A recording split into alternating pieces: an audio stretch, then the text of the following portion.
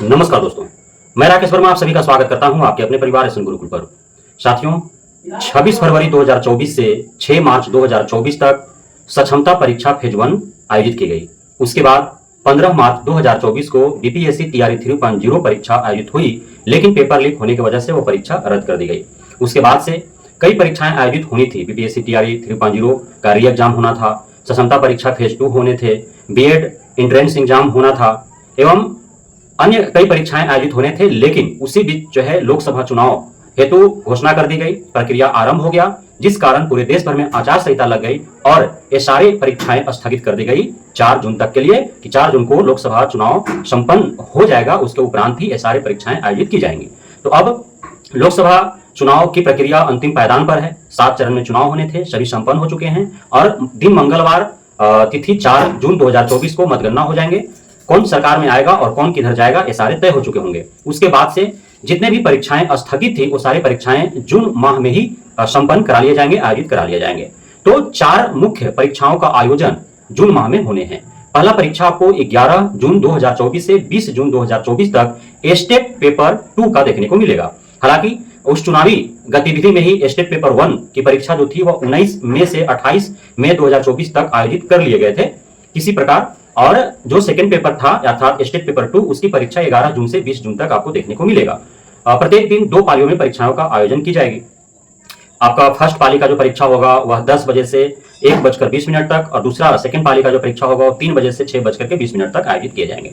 उसके बाद 20 तारीख के बाद आपको सक्षमता फेज 2 की परीक्षा आयोजित होने की अत्यधिक संभावनाएं हैं कि 20 तारीख तक तो स्टेट पेपर 2 ही होंगे। 21 तारीख से 26 तारीख के बीच में जो है आपको हो सकता है कि क्षमता परीक्षा फेज 2 आयोजित कर लिए जाए। इसी बीच 25 जून को पहले से ही तय रहती थी कि बीएड जो कंबाइंड एंट्रेंस टेस्ट होने वाला है अर्थात बीएड में नामांकन हेतु जो 24-26 सेशन बीएड का है उसमें नामांकन हेतु जो कंबाइंड एंट्रेंस टेस्ट होने हैं वह 25 जून को पूर्व से ही तिथि तय है, तो उस दिन वो एग्जाम हो जाएंगे। उसके बाद 27, 28, 29, 30 जून 2024 को प्रत्येक दिन एक एक पाली में ही बीपीएससी टीआरई 3.0 आयोजित कर लिए जाएंगे, क्योंकि 1 to 5, 6 to 8, 9, 10, 11, 12 तक में लगभग पौने 5 लाख आवेदन करता है, जिसमें सबसे अत्यधिक आवेदन जो है 1 to 5 में और सबसे कम 11, 12 में आवेदन गिरा है। तो वो परीक्षा आयोजित कर लिए जाएंगे। अब इसमें बीपीएससी टीआरई 3.0 को लेकर के काफी अत्यधिक गहमागमी था, क्योंकि पटना हाई कोर्ट ने सिर्फ इस वजह से इस पे स्टे लगा दिया था कि जो अतिथि शिक्षक हैं उन्हें भी वेटेज दिया जाए, जो संविदा पर बहाल शिक्षक है उनके भांति, और अधिकतम 5 वर्ष के लिए 25 अंक इनको छूट दे करके और इनका सिलेक्शन लिया जाए। क्योंकि टीआरई 1, टीआरई 2 में अतिथि शिक्षकों को जो है वेटेज नहीं दिया गया, जिसको लेकर के माननीय हाईकोर्ट का दरवाजा अतिथि शिक्षकों ने खटखटाया और उनको न्याय पटना हाईकोर्ट से दिया गया। तो 1 माह के अंदर जो है शिक्षा विभाग और बिहार सरकार को पटना हाईकोर्ट ने समय दिया था कि 1 माह के अंदर आप अपने विज्ञापन में संशोधन कीजिए, नोटिस निकालिए और फिर आप जो है परीक्षा कंडक्ट कराएं। तो परीक्षा स्थगित है।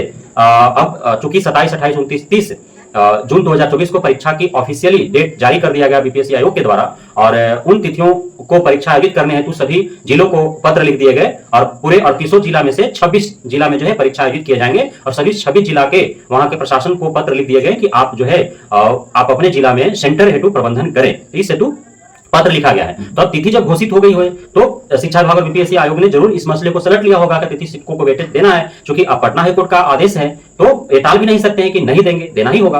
अब अतिथि शिक्षकों को टीआरई 1, टीआरई 2 में वेटेज नहीं दिया गया। हालांकि टीआरई 1, टीआरई 2 को लेकर के कई याचिकाएं जो है पटना हाईकोर्ट में दायर है और उसमें 1-2 याचिकाओं पर सुनवाई भी हुई है, ऑब्जर्वेशन भी आया है, जिससे मैंने आपको वीडियो के माध्यम से बताया था कि जो सीटेट में दूसरे राज्य के जो शिक्षक अभ्यर्थी खास करके महिला हैं, अब उन्हें जो है सीटेट में 90 अंक होने चाहिए थे तभी जाकर के वो योग्य हो पाते, लेकिन 90 अंक से कम वाले हजारों की तादाद में ऐसे महिला अभ्यर्थी हैं दूसरे राज्य के जिनका यहाँ पे बहाली हो चुका है। अब उन्हें प्रत्येक जिला में जो है पत्र जारी किया गया है, प्रत्येक जिलों से एक जिला से 75 जो है उस प्रकार के शिक्षकों को बाहर निकाला जा रहा है, उनको फाइल फोल्डर मंगा करके और वेरिफिकेशन किया जा रहा है। उसके बाद से जो कंप्यूटर टीचर, क्योंकि पूरे में जो 1 to 5, 6 to 8, 9, 10, 11, 12 टीआरई 1 हो या टीआरई 2 हो, सबसे अत्यधिक यदि धांधली हुआ है तो वह कंप्यूटर टीचरों में हुआ है। तो कंप्यूटर टीचर काफी अत्यधिक संख्या में मिल रहे हैं जो फर्जी हैं।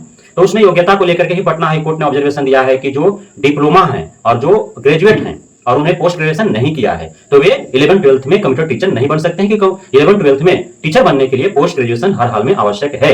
और जो सिर्फ डिप्लोमा किया हुआ है कंप्यूटर साइंस में, सिर्फ जो है वो ग्रेजुएट किया है कंप्यूटर साइंस में, वो कैसे 11-12 का कंप्यूटर टीचर बन सकता है? तो उनका फाइल फोल्डर मंगा करके उनका क्वालिफिकेशन जांच किया जा रहा है और उन्हें भी निकाल बाहर किया जाएगा।